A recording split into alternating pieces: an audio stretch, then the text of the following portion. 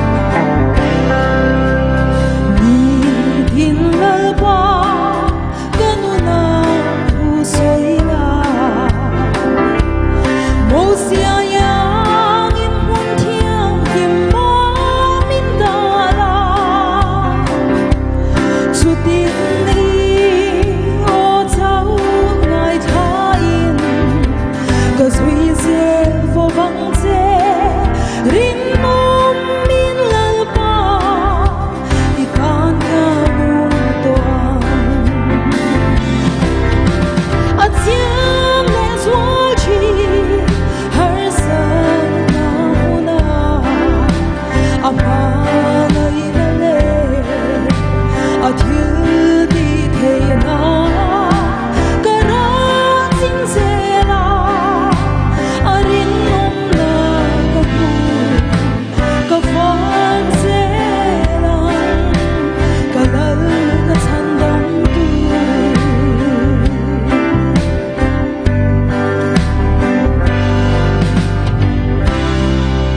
pathian hing fakin omro se